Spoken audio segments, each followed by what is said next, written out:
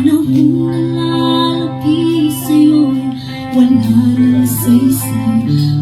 Pagkat di mo malimot-limot ang iyong nakaraan, bumabalik-balik sa isip mo ang iyong kabiguan.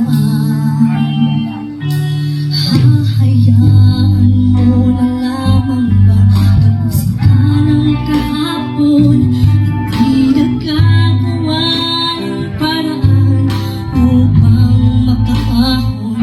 Pagkat sa'yo ang bukas ay wala ng pag-asa at ang nalalabing istorya sa buhay mo ay wakas na.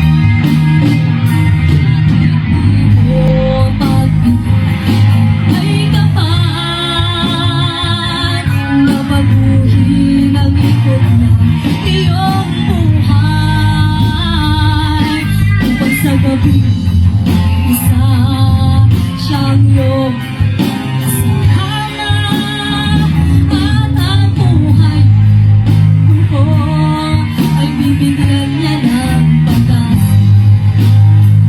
At ang buhay ko ay bibigyan niya ng pag-asa. At ang buhay ko ay bibigyan